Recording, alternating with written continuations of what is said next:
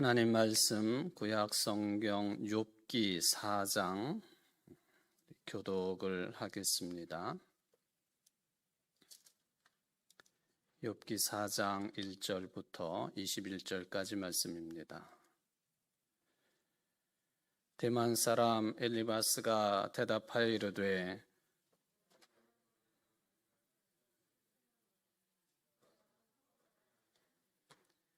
보라, 전에 네가 여러 사람을 훈계하였고 손이 늘어진 자를 강하게 하였고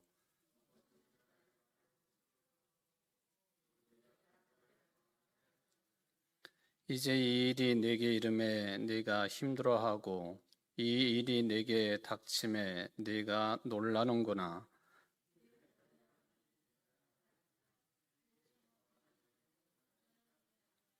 생각하여 보라, 죄 없이 망한 자가 누구인가?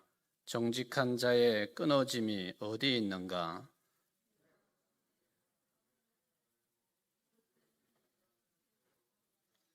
다 하나님의 입 기운에 멸망하고 그의 콧김에 사라지느니라.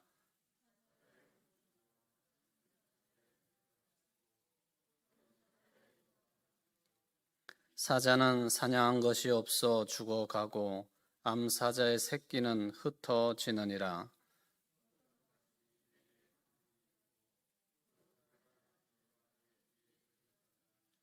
사람이 깊이 잠들 즈음 내가 그 밤에 본 환상으로 말미암아 생각이 번거로울 때에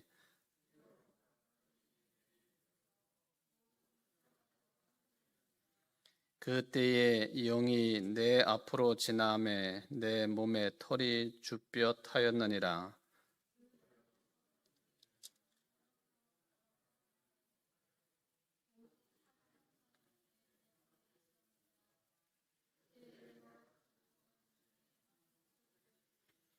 사람이 어찌 하나님보다 의롭겠느냐?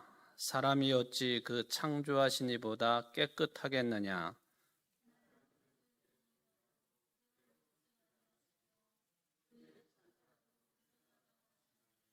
하물며 흙집에 살며 티끌로 털을 삼고 하루살이 앞에서라도 무너질 자이겠느냐?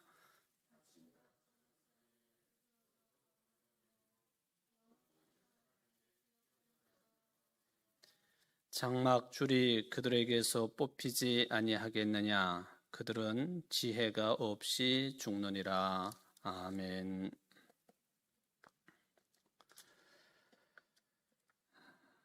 이제 4장을 우리가 지난 시간에 이어서 두 번째 교독을 해보았습니다.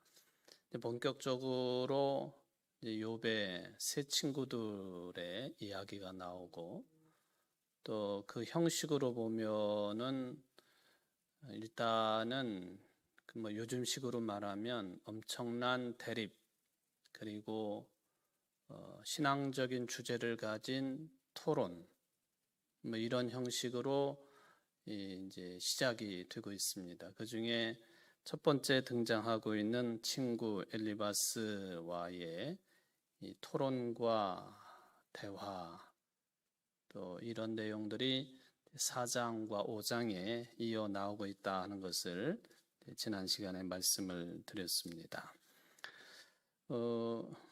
여기 이제 욥의 세 친구들이 등장을 하는데 이 사람들이 무슨 정해진 순서가 있어서 처음에 엘리바스가 먼저 이야기를 한 것이냐 하는 그거에 대한 언급이 없으니까 그것을 이게 정답입니다 하고 말하기는 어렵습니다.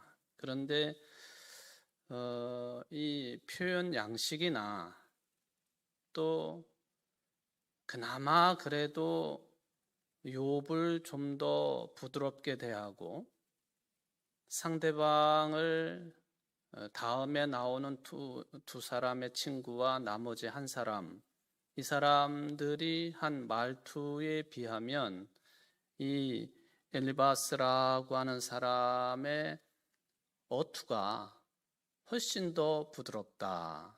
이것이 이제 확인이 되니까 이건 뭘 말하는 것일까를 학자들이 이제 판단을 할 때에 이 네 사람들 중에 가장 삶의 경험이 풍부한 사람, 다르게 표현하면 이제 그 나이가 더 많이 든 지혜로운 어른, 아마도 엘리바스의 표현하는 것을 보면은 엘리바스가 제일 연장자일 것이다 라고 그렇게 판단을 합니다.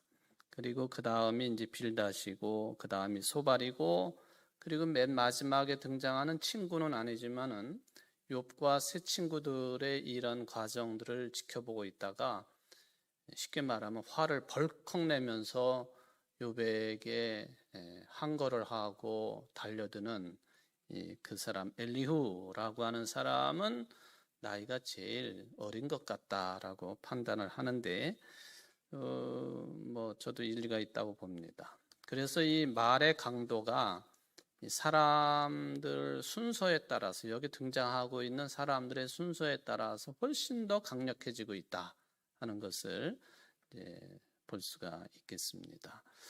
자, 이 4장과 5장에 걸쳐서 그나마 그래도 부드럽게 그리고 욥을 어느 정도 이해를 해 가면서 자기 주장을 펼치고 있는 엘리바스의 이야기가 이제 기록이 되어 있죠. 4장과 5장입니다. 이것은 일종의 그 양식으로 보면 토론이고요. 또 논쟁이다라고 봐야 맞을 것 같습니다. 근데 이제 논쟁도 논쟁이지만 조금 더 부드럽게 표현하면은 토론을 했다.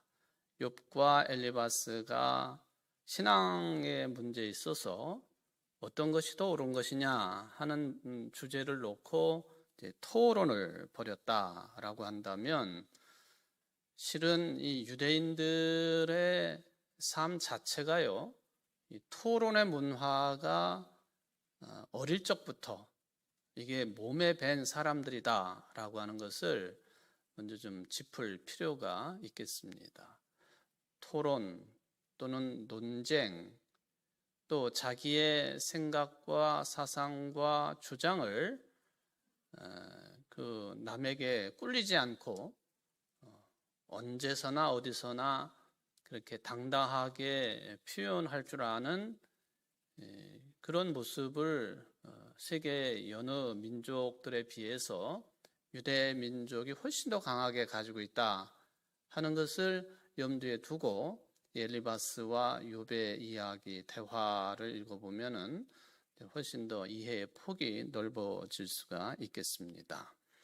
유대인들이 오래전부터, 옛날부터라고 표현을 하겠습니다. 옛날부터 특히 지혜 학교라고 불리우는 그 학업 과정 속에서 이 토론 문화가 체질화되도록 그렇게 훈련을 시키고 또 그게 자연스러운 교육 과정 또 교육의 방법으로 적용이 되고 동원이 되었다 하는 것을 생각을 해볼 수가 있겠습니다. 지혜 학교라고 하는 말, 그래서 이건 뭐 다양하게 해석이 될 수가 있겠습니다만 그냥 뭉뚱그려서 이야기하면은 유대인들이 어려서부터 이러한 지혜를 터득할 수 있는, 체득할 수 있는 그런 공부 분위기 속에서 어려서부터 자라난 사람들이다 하는 그런 이야기죠. 좁게 보면은 한 가정이 지혜학교 노릇을 하게 되는 것이고, 그리고 조금 더 넓혀 보면은 마을 단위로 이런 지혜학교가 있게 되겠고, 뭐 마을을 조금 더 벗어나서 무슨 우리식으로 말하면 리 단위로, 면 단위로 뭐 이렇게 이런 것을 체득할 수 있는 그런 구조들이 있었다라고 하는 것을 보면 됩니다. 예수님께서도 또 예수님의 제자들을 우리는 뭐 베드로 또 안드레, 야고보, 요한 이 갈릴리 호수에서 고기를 잡던 어부들이기 때문에 그냥 일방적으로 아주 무식한 사람들이다 그렇게 평가하기가 일쑤입니다만 절대 그렇지 않습니다. 그거는 이제 우리의 관점으로 보는 것이고요. 그리고 또 뭐 호수라든지 바다에서 고기를 잡는 사람들이면 다 무식합니까? 그건 아니거든요. 굉장히 그건 편협한 판단이고 생각입니다. 더욱이나 유대인들의 이 가정이 지학교 역할을 하고 또 가장 가깝게는 마을 단위로 그리고 조금 더 넓게 뭐 그런 단위들이 형성이 될 수가 있겠는데 다 이런 지학교 형식의 교육기관들이 있었다. 예수님도 어려서 그런 학교를 다녔다고 봐야 옳을 것이고요. 베드로도 그랬다고 봐야 옳을 것이고요. 유대인들이라고 한다면 다 그랬다라고 봐야 되는 것이죠. 그렇다고 한다면 욥을 실제 인물이든 아니든 상관없이 한 개인으로 볼 때 욥도 그렇죠.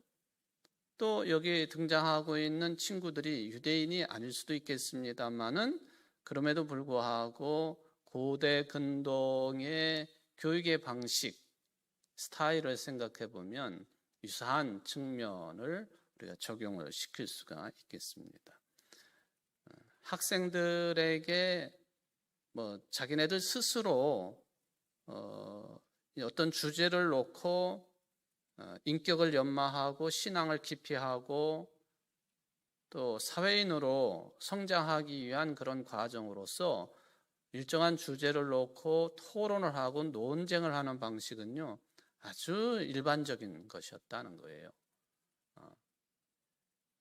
우리나라는 지금 이제 많이 변하기는 했습니다만은 예를 들면은 한 가정에서 자녀들이 자기네들끼리뿐만 아니라 자녀와 부모지간에 또 손자녀들과 뭐 할아버지 할머니 이런 관계성 속에서 어떤 주제를 놓고 집요하게 논쟁을 하고 토론을 하는 거 우리는 옛날에 그 유교 교육 방식은 그렇게 하면은 말대답한다고 자꾸 야단을 맞았거든요.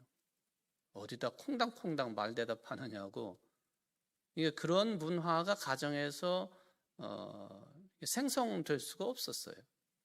점잖아야 되고 어른들이 말씀하시면 그대로 아멘 해야 되고 지당하십니다. 지당하십니다. 그래야 되는 것이고 속에 뭐가 이렇게 막 불 같은 게 올라와도 그걸 눌러 참고 듣는 것을 미덕이라고 생각을 했고 또 일방적으로 그렇게 전해지는 것을 전수를 받고 그리고는 자기가 어른 되어서도 자식들을 또 뭐 주변에 그 자라나는 세대들을 똑같이 그렇게 대했던 것이죠. 어디 무슨 뭐 서당이나 이런 데 가서도 일방적으로 전해지는 것들을 들을 뿐이지 거기다 자기 생각을 덧붙여가지고 주장을 하고 더군다나 스승과 부모와 할아버지 할머니와 이게 무슨 토론 배틀을 붙는다? 있을 수 없는 일들이에요. 근데 유대 사회는 그게 충분히 가능했던 사회다 하는 거예요. 충분히 가능했다. 그러니까 여기 4장 5장부터 시작이 되는 이 엘리바스 친구와의 이야기는 그런 차원에서 토론의 문화가 배어 있고 또 논쟁 문화가 배어 있는 것이다라고 그렇게 보면서 생각을 해볼 수가 있습니다. 저는 그 텔레비전 프로그램 가운데에 그냥 개인적인 생각입니다만은 아주 좀 피곤하게 생각되어지는 프로그램이 뭐가 있느냐면 심야 토론 같은 거예요. 목사가 왜 그런 걸 안 보느냐 그렇게 말씀하셔도 할 수 없는데 아주 싫어해요. 그것도 왜 그런 토론을 밤새워 하느냐 이거예요, 저는. 근데 사실은 그런 게 필요한 것이거든요. 그게 정치 분야가 됐든 경제 분야가 됐든 어떤 분야가 됐든지 간에 서로 다른 생각을 가진 사람들이 모여가지고 자기 주장을 펼치고 생각을 펼치고 지식을 뽐내기도 하고 듣기도 하고 또 수긍하기도 하고 또 뭐 대화에서 자기가 승리할 수도 있고 졌다라는 평가를 이제 제3자로부터 받을 수도 있고 뭐 그런 것이죠. 근데 이런 심야 토론 문화가 저는 아직은 뭐 낯설다라고 그렇게 생각을 하고 있습니다만은, 물론 이제 실제적으로 제가 그런 토론의 장, 논쟁의 자리에 서면은 같이 그 장에 녹아져서 토론도 하고 뭐 그래요. 근데 제 성품상 그럴 경우에는 아주 솔직하게 그냥 다 털어놓는 모습이기 때문에 굉장히 주저하기도 해요. 상대방에게 상처를 크게 줄 수도 있고, 그리고 상대방이 내 의견과 다른 의견들을 말을 하면은 그거를 참아내지 못해가지고 그냥 얼굴에 그냥 금방 그게 드러나기도 하고, 이 약점을 제가 잘 알기 때문에 할 수 없어가지고 그런 자리에 임해야 된다고 한다면, 공적인 책임감을 가지고 임해야 된다고 한다면 뭐 가야 되겠습니다만은 별로 좋아하지는 않는다 하는 것이죠. 여러분들은 자주 뭐 이런 그 시간들을 접하기가 쉽지가 않겠습니다만은, 그 여러 나라 가운데 특히 다른 나라들보다도 이 문화가 굉장히 발달을 한 나라를 하나 꼽으라고 그런다면 참 특이하게도 저 서남아시아에 있는 인도 같은 나라예요. 그 숙소나 또는 어떤 뭐 가정집에 가가지고 뭐 아주 중요한 뉴스 시간이나 뭐 이런 보도 시간에 TV를 보게 되면요, 그 TV 한 화면에 한 대여섯 명이 한꺼번에 등장을 해요. 한 자리에 있는 게 아니죠. 각 지역에 다 흩어져 있어요. 대여섯 명이 이제 화면이 따로따로 얼굴이 등장을 해요. 근데 한 주제를 가지고 떠들어요. 그런데 놀라운 것은 이 대여섯 명이 같이 얘기를 해요. 한꺼번에. 그는 무슨 말인지는 잘 모르지만은 또 무슨 얘기를 하는지도 알아들을 수가 없죠. 그것도 뭐 영어로 한다 해도 못 알아듣겠지만은 자기네 나라 말 그 힌디어로 떠들어 댈 뿐만 아니라, 인도 같은 나라는 이 지폐에 이게 얼마짜리 돈이다라고 하는 것이 공식적으로 14개 언어로 그게 적혀 있어요. 지역마다 쓰는 언어에 따라서 이게 100원짜리면은 저 북쪽에서 쓰는 언어로 100원, 중부에 쓰는 언어로 100원, 저 남쪽에 쓰는 언어로 100원. 그게 14개 종류로 되어 있는 나라거든요. 그래서 인도 사람들은 뭐 지금 코로나 때문에 난리입니다만은 이 언어의 천재, 언어의 귀재들이다. 말을 참 잘해요. 그리고 다른 나라의 언어도 빨리 습득을 하고, 그런 재능을 그 나라 사람들은 가지고 있는데, 아무리 그렇다 할지라도 이 한 주제를 가지고 서로 다른 지역에 있는 사람들이 이게 이제 연결이 돼가지고 화면에 대여섯 명이 나오는데 똑같이 떠들어요. 똑같이. 그러니까 그 얘기는 뭐냐면요, 듣는 시청자들이 그걸 다 알아듣는다는 얘기거든요. 그 별로 놀라운 일 아닌가요? 여러분들이 한번 이 대여섯 명이 쭉 서셔가지고 다른 나라 말로 또는 다른 지역 말로 막 이야기를 한다고 할 때 그걸 우리가 얼마나 깨닫고 알아들을 수 있겠는가 질문을 한번 해봅니다. 그러니까 14개 언어로 지폐 그 지역 방언으로 기록되어 있다 하는 것은요, 지역마다 발음이 약간이든 많이든 차이가 다 있고, 또 북쪽하고 저 남쪽하고는 완전히 용어 자체가 다르고, 그런데도 그것을 알아들으면서 뭐 옳다 그르다 뭐 이런 판단들을 청취자들이 하고, 또 그 자리에 나와 있는 방송국에 나와 있는 사람들도 그걸 듣고 서로 그냥 논쟁을 벌이고 뭐 그러는 모습이죠. 참 특이한 현상들이라고 볼 수가 있겠습니다만은, 이 욥기의 친구들과 욥과의 대화가 유대인들이 가지고 있는 토론 문화와 논쟁의 문화가 그대로 배어 있다 하는 것이죠. 여러분들, 우리가 흔히 쓰는 말 가운데에 불교적인 용어이지만 이게 이제 불교적인 용어일 수도 있고 아닐 수도 있고 그런데 뭐 어떤 말이 있느냐면 야단법석이라고 하는 말이 있어요. 야단법석. 이게 이제 두 가지 그 내용으로 우리에게 이제 전해진 것으로 파악이 되는데요. 하나는 말 그대로 야단, 들판에다가 이런 그 제단 또는 강대상 같은 것들을 설치를 해놓고 그리고는 거기서 뭐 불교의 설법을 듣는 경우에 그를 들판에 단을 쌓아놓고 법석, 그러니까 불경에 관한 이야기를 듣는 자리, 부처가 어디에서 불법을 설하는데 거기에 모인 사람들의 숫자가 자그마치 300만 명이 모였다고 그래요. 300만 명. 우리 청주시 인구의 한 4배 정도가 모여서 그 부처의 설법을, 그러니까 이게 뭐 얼마나 무질서하겠어요. 그리고 또 부처의 자리 더 가까이 가가지고 얘기를 들으려고 하는 사람들 뭐 서로 잡아당기고 싸우고 욕지거리하고 뭐 그래서 사용되어지는 말이 야단법석이에요. 그런데 이 야단법석이 본래는 그런 뜻으로 사용되어지지만은 한편으로 보면은 이 설법을 듣고 단 아래에 있는 사람들이 그걸 가지고 서로 토론을 하고 그리고 그 깊이를 더하는 그런 모습도 우리가 야단법석이라고 하는 용어로 이제 대신할 수가 있습니다. 그러니까 이게 이제 들판에다가 단을 만들어 놓고 뭐 우리식으로 하면 설교를 듣는다. 예수님께서 그 팔복의 말씀을 전하실 때에 들판에서 이렇게 갈릴리 호수 근처에서 그런 말씀을 주셨다 하는 것처럼 그게 야단 법석이거든요.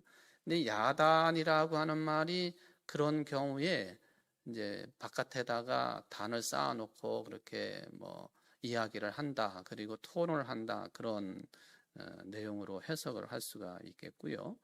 또 하나는 이 야단 법석을 떤다라고 할 때 이 한자어가 다른 한자가 사용되기도 합니다.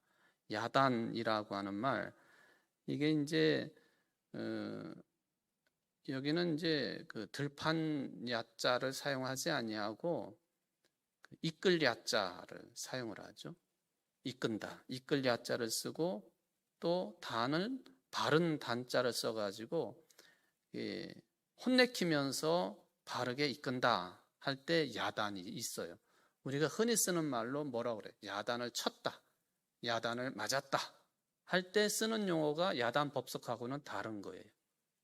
이게 혼돈을 우리가 안 해야 되겠는데 어쨌든 어떤 이야기, 어떤 주제를 가지고 자기의 생각을 격렬하게 표출을 하고 그리고 상대방과 대화를 하는 경우, 이것을 우리가 볼 수가 있겠는데 이게 욥기에 나와 있는 것이기 때문에 유대인들의 그런 생활 습관을 우리는 좀 이해를 하고 이 욥기를 읽게 되면은 훨씬 더 아주 드라마틱한 그런 장면들로 우리에게 다가올 수 있다 하는 것을 말씀을 드릴 수가 있겠습니다. 히브리어 가운데 보면은 무엇이라고 하는 개념, 영어로 말하면 what's this? 뭐 이렇게 물어보잖아요. 이게 뭐냐 할 때 무엇이라고 하는 개념하고 뭐가 같은 개념으로 사용되느냐 하면 인간, 휴먼이라고 하는 인간이라고 하는 개념이 이게 어원이 같다고 평가를 해요. 그게 무슨 이야기예요? 인간만이 이게 뭐지? 이게 뭐예요? 왜 아이들이 막 말 배우고 뭐 단어 습득을 하고 그러면 계속 부모에게 물어보잖아요. 엄마 이게 뭐야? 얘기해주면 또 똑같은 이게 뭐야? 그냥 한 대 줘받고 싶은 때가 있기도 하지만 아이들의 궁금증이 그렇게 표출이 되는 거예요. 그거는 인간만이 가질 수 있는 태도다 하는 거예요. 인간만이. 그래서 이 what, 무엇이라고 하는 이 말 단어하고 인간이라고 하는 이 단어의 어근이 같다. 그는 굉장히 의미심장한, 그러니까 이 유대인들 히브리어의 깊이라고 하는 것이 얼마나 깊으냐 하는 것을 생각을 해볼 수가 있겠죠. 그래서 유대인들은 인간을 정의를 할 때 질문을 할 줄 아는 동물이다, 그렇게 평가를 합니다. 질문을 할 줄 아는 동물이다. 우리 주변에 무슨 강아지나 고양이가 질문합니까? 안 되는 거잖아요. 그러니까 질문, 유일하게 하나님의 피조물 가운데 질문을 할 줄 아는 동물, 그게 이제 인간이라고 하는 것이죠. 이런 정신이 있기 때문에 그렇겠습니다만은 유대인들은 때와 장소를 불문하고 토론을 즐기고, 그리고 그런 것을 통해서 형성이 되는 유대인들만의 고유한 정체성을 매우 중요시하는 민족임에는 틀림이 없다고 볼 수가 있겠습니다. 유대인들의 그 토론 문화는 유명합니다. 그 서양 사람들도 토론 문화에 익숙하다라고 이야기를 할 때에 아마도 그 뿌리는 유대인들의 이런 모습하고 연관이 되어질 것이다라고 볼 수 있습니다. 가정 예를 든다면은 부모 자식 간에, 그리고 손자녀들과 할아버지 할머니 사이에 이 어떤 주제를 놓고 하는 토론은 아주 일상적이에요. 그 중에서도 매일 저녁 식사는 거의 가족들과 함께 하면서 이런 토론 문화가 일으켜진다. 이 한 주간 중에서도 특별히 안식일, 또 이런 날은요, 여지없습니다. 온 가족이 다 모여서 출애굽 이야기로부터 시작해서 어른들의 이야기를 들을 뿐만 아니라 질문을 하고, 어른들이 답변을 하고, 어른들이 질문을 하고, 아이들이 자기들의 생각을 답변을 하고 하는 이런 문화가 일반화되어 있다라고 하는 것을 우리가 생각을 해 봐야 됩니다.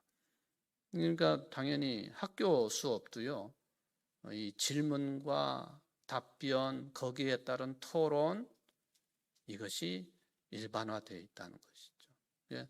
유대인 학생들이 다니는 학교의 그 수업 풍토 모습은 그런 모습으로 우리가 보시면 됩니다. 지난번에 성지순례 가셨던 분들 가운데 그 장면을 들어가서 보셨는지 모르겠지만은 그 통곡의 벽 그 옆으로 이제 터널처럼 이렇게 굴처럼 되어 있고, 그 안에 들어가면 책들도 꽂혀 있고, 또 책상마다 앉아가지고 토라를 읽는 사람들도 보이고, 혼자서 기도하면서 또 성경을 읽는 사람들도 보이고, 또 한편으로 보면은 단둘이 마치 토론 맞짱을 뜨는 것처럼 그렇게 앉아가지고 열심히 대화를 하는 장면도 볼 수 있었습니다. 여러분들 중에는 보신 분들이 계신지 모르지만 저는 그 안에까지 이렇게 들어가 보았으니까 이제 드릴 수 있는 내용이죠. 일반화되어 있다는 거죠. 일반화. 요즘에 이제 우리나라의 그 학교 교육까지는 아니지만은 특히 이제 신앙 교육의 일환으로서 대두가 되고 있는 그런 교육 방법 중에 하브루타라고 하는 그런 용어를 들어보신 분들은 있으실 겁니다. 하브루타. 그러니까 짝을 지어가지고 짝을 짓는다는 것이죠. 이게 이제 하브루타라고 하는 이 단어가 히브리어 중에서 친구를 의미하는 하베르에서 나온 거예요. 그러니까 학생들끼리, 친구끼리 짝을 지어가지고는 서로 어떤 주제에 대해서 주제가 없다 할지라도 질문을 하고 답변을 하고 서로 교차가 되고 논쟁을 하는, 이게 유대인들의 전통적인 이 토론 교육 방법을 칭할 때에 하브루타라고 하는 그런 용어를 사용을 하지요. 제가 이것을 어디다 적용을 한다라기보다는 워낙 유명한 토론을 통한 교육 방법이기 때문에 이제 뭐 이거에 관련된 글들을 좀 읽어보기도 하고 또 일부러 찾아보기도 하고 그럽니다만은, 부모와 교사의 역할이라고 하는 것이 뭐냐? 이거는 이렇게 학생들이 또는 자녀들이 마음껏 인간의 고유한 특징 중에 하나인 이게 뭐냐 하고 질문을 할 수 있도록 그런 환경을 만들어주고, 그리고 서로 친구들끼리 또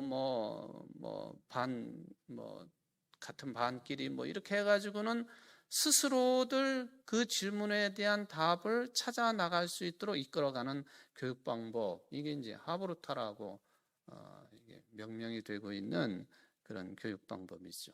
왕궁에서도 이런 일들은 벌어진 것으로 볼 수가 있습니다. 유명한 솔로몬과 시바의 여왕이라고 하는 영화로도 있고 그렇습니다만, 이 스바의 여왕이 솔로몬이 참 지혜로운 사람이라고 하는 그런 명성을 듣고는 솔로몬을 찾아오지 않습니까? 열왕기상 10장 1절 이하를 보면은 스바의 여왕이 말하자면은 그런 취지예요. 당신의 머리가 얼마나 좋은지 그렇게 소문이 났는데 내가 한번 당신의 지혜와 당신의 머리를 테스트를 해봐야 되겠다. 그런 생각을 가지고 이야기가 시작이 된다라고 하는 것을 열왕기상 10장 1절 이하에 기록으로 남겨놓고 있지 않습니까? 지금 이제 전체적으로 보면은 욥기가 그런데 그 중에서도 욥과 친구들 사이의 대화가 그런 형식으로 보시면 되는 거예요. 이제 점차적으로 내용이 강해지고 표현이 강해지고 그런 차이는 있지만 그것은 토론을 하고 논쟁을 벌일 때 나랑 같이 그렇게 짝을 이루어 가지고 하브루타식의 토론 교육을 하고 있는 사람이, 어떤 사람은 굉장히 강한 사람이 있을 수도 있고 어떤 사람은 또 부드러운 사람이 있을 수도 있고 안 그런 사람, 이런 사람, 저런 사람, 그런 것처럼 지금 욥을 찾아오는 세 친구들, 그리고 마지막에 엘리후까지 이게 성향이 다르다 하는 것을 이제 볼 수가 있겠습니다. 오늘 이제 4장 말씀입니다만, 여기도 이제 우리가 이 4장을 통해서 눈으로 볼 때 그런 구별이 가능할까 하지만은, 특히 독일의 성서학자들이 주석을 달면서 이 4장을 세 부분으로 나누어서 해석을 하고 주석을 하기도 했습니다. 첫째 내용이 1절부터 6절까지 그렇게 되어 있죠. 그리고 두 번째 내용이 7절부터 11절까지, 그리고 세 번째 내용이 12절부터 21절까지 그렇게 보시면 되겠습니다. 그러니까 1절부터 6절까지 이게 이제 첫 번째 부분이라고 한다면, 여기 이제 엘리바스가 등장을 했어요. 아까 말씀드린 것처럼 나이가 많은 사람 같고 또 원만한 그런 입장을 가지고 욥에게 이야기를 합니다. 세련된 말투를 보여주고 있다. 너 처음부터 너 잘못했잖아 그렇게 시작하는 게 아니에요. 여기 여러분들 1절부터 보시면은 그 표현 자체가 그래요. 2절에 보면 누가 네게 말하면 네가 실증을 내겠느냐? 누가 참고 말하지 아니하겠느냐? 보라, 전에 네가 여러 사람을 훈계하였고 손이 늘어진 자를 강하게 하였고 넘어진 자를 말로 붙들어 주었고 무릎이 약한 자를 강하게 하였거늘. 이 2절부터 4절까지를 보면요, 욥을 충분하게 인정하는데, 그렇죠? 상대방을 충분하게 인정을 한. 제가 이제 요즘에 총회장직을 수행을 하면서 설교를 하여튼 무지막지하게 많이 하고 있잖아요. 설교를 이제 많이 하는데, 아마 이런 경험이 없었다고 한다면 설교 서론부터가 그냥 확 달려나가듯이 그렇게 설교 내용이 전개가 돼요. 근데 제가 중간에 깨달은 것이요, 어떤 모임이든지 간에 뭐 위원회가 됐든 부서가 됐든 뭐 신도회가 됐든 무슨 특별위원회가 됐든 아니면은 뭐 어디 바깥에서 시위 성격의 집회를 참여해 설교를 하든지 간에 서론적인 내용은 항상 저절로 그렇게 되었어요. 항상 뭐 우리 교단 사람들이든지 관계자들 이런 사람들을 인정을 하고, 그리고 코로나 상황이기 때문에 먼저 위로를 하는 말을 하게 되어지고, 그 무엇보다도 상대방을 배려하면서 고려하면서 인정을 할 수 있게 됐다는 게 제가 저도 내가 이런 면에 있어서는 좀 변했구나 하는 것을 느껴요. 근데 여기 엘리바스의 이야기가 2절부터 4절까지가 그거예요. 욥, 지금 엄청난 환난 가운데 있는 욥을 이야기할 때 당신의 과거를 생각해 보면 당신은 한마디로 말하면 대단한 인물 아니었습니까? 그거죠. 인정해 주는, 인정. 나중에 까더라도 하여튼 인정을 해 주는 거. 그것도 진실된 평가잖아요. 그리고 2절부터 4절까지를 보면은 욥이 정말로 그렇게 살았던 인물이기 때문에 동방의 의인이라고 하는 평을 이제 받기도 한 거죠. 그냥 내가 당신을 충분히 인정을 합니다. 내가 정말로 하고 싶어서 하는 건 아니지만은 어쩔 수 없어서 당신에게 이런 말을 할 수밖에 없습니다. 그런 논지로 지금 이야기를 풀어가고 있는 엘리바스를 우리가 볼 수가 있겠습니다. 사실 그래요. 이게 인지상정이라고요. 힘들고 어려운 상황 속에 있는 사람에게 가가지고는 뭐 처음에 부드럽게 이야기를 했든 안 했든 간에 본론은 다른 내용이거든요. 엘리바스도 그렇고 모든 사람들이 욥 네가 잘못한 게 아니냐, 잘못했으니까 하나님의 징계를 이렇게 받는 거 아니냐, 그게 핵심적인 내용이에요. 근데 그런 거를 말하고 싶은 사람이 어디 있겠어요? 마치 그것은 뭐와 같으냐 하면은 찢어진 상처에다가 소금을 뿌리는 격이잖아요. 그렇죠? 여러분들 가운데 혹시 그런 그 언어 생활을, 또 그런 일반적인 생활을 좋아하시는 분 계세요? 엄청나게 힘든 사람한테 가가지고는 넌 죄인이니까 그래, 이렇게 말을 할 수 있나요?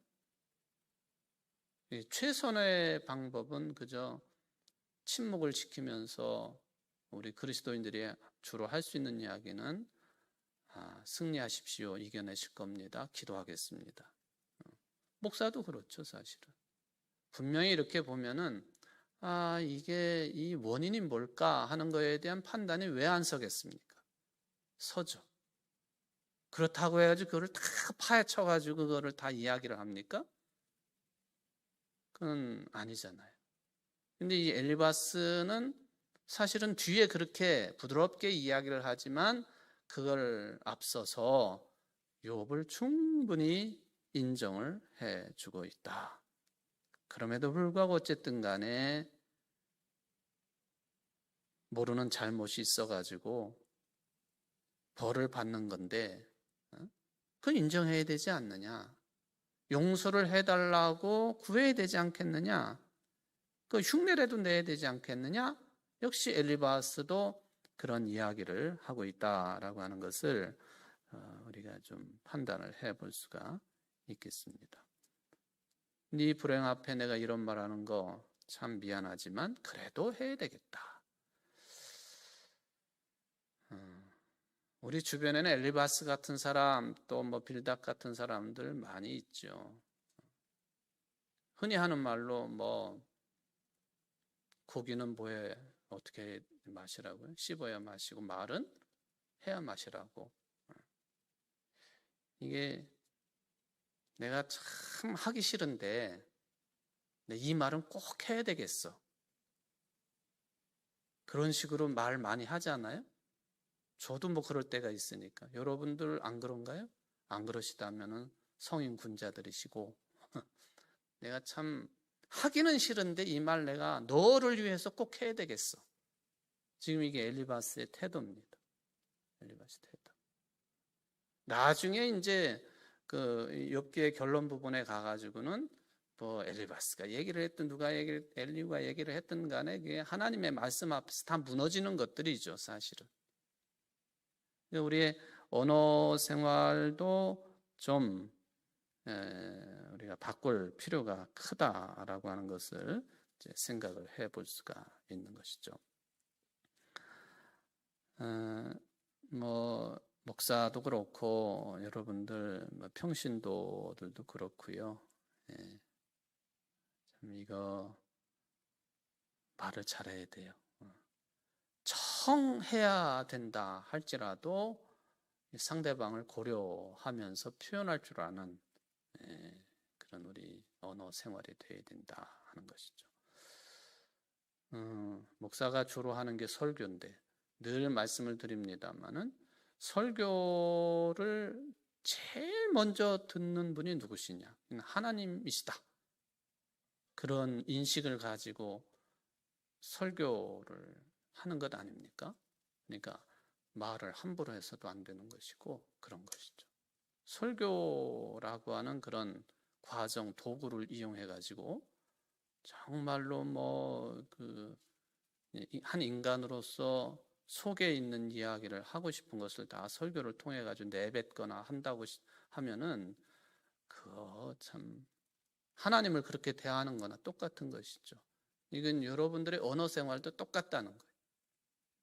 항상 상대방에게는 하나님의 형상이 있다라고 하는, 그러니까 상대방이 하나님은 아니지만은 하나님을 닮은, 하나님의 형상을 닮은 그런 삶을 살아가는 사람에게 그저 그냥 뭐 소금 뿌리듯이 그런 이야기를 하고 생활을 하는 것, 아이고 나는 뭐 이게 워낙 성질이 이래가지고 뭐 이건 핑계죠, 핑계. 그러니까 신앙이 깊어질수록 훈련이 되어야 되고 다듬어져야 되고 그런 것입니다. 그러니까 내 말 한마디에 마치 내가 던진 돌에 개구리는 생명을 잃는 것처럼 상대방의 신앙이 끊어질 수도 있고 그 신앙을 포기할 수도 있고 또 한 인간으로서의 평범한 삶에 큰 지장을 받을 수 있다 그런다면 참 조심해야 될 게 언어의 생활이다. 엘리바스를 통해서 우리가 좀 확인할 수 있는 것은 꼭 하고 싶은 말은 하기는 하지만 이 표현이 굉장히 부드러웠다, 문학적이었다, 그런 생각을 해볼 수가 있겠습니다. 여러분들의 언어 생활을 통하여서 나 자신도 구원의 길로 들어설 뿐만 아니라 나와 함께 대화하는 모든 사람들이 마음의 평안을 누릴 수가 있다고 한다면 그것도 전도요, 그것도 복음의 역사인 줄 믿습니다. 여러분들 그렇게 살아가시기를 주의 이름으로 축원을 드립니다. 사랑의 하나님 아버지, 감사를 드립니다. 오늘 엘리바스가 친구 중에 처음으로 욥에게 할 말을 합니다. 그래도 제일 연장자이고 삶의 경험이 풍성한 사람으로서 그렇게 거친 모습은 아닙니다만은 끄트머리에 가서는 욥이 잘못되었다고 하는 것을 지적하고 있으니 마지막에 욥기를 정리하면서 하나님의 지엄하신 말씀 앞에 이것도 무너질 것이고 저것도 무너질 것임을 저희들은 확인을 합니다. 주님, 우리 모두가 그리스도인으로 또 주님을 따르는 제자들로서의 삶을 살아갈 때 구체적으로 이제 질문을 하고 대화를 하고 어느 때는 토론을 하고 논쟁을 하고 그래서 그것이 싸움처럼 번지기도 합니다만은 항상 그러나 나도 그렇고 또 내 주변의 모든 사람들이 나 때문에 평안을 누리게 도와주시옵시고 평화스러운 삶을 유지해 가는데 우리 한 사람 한 사람이 맡은 바 역할을 잘 감당할 수 있도록 지혜를 주시고 또 바른 언어 생활을 허락하여 주시고 또 바른 삶의 태도를 충만하게 허락하여 주시기를 간절히 바라고 원합니다. 아버지 하나님께서 우리에게 이러한 삶으로 이끌어 주옵소서. 예수님의 이름으로 간절히 기도하옵나이다. 아멘.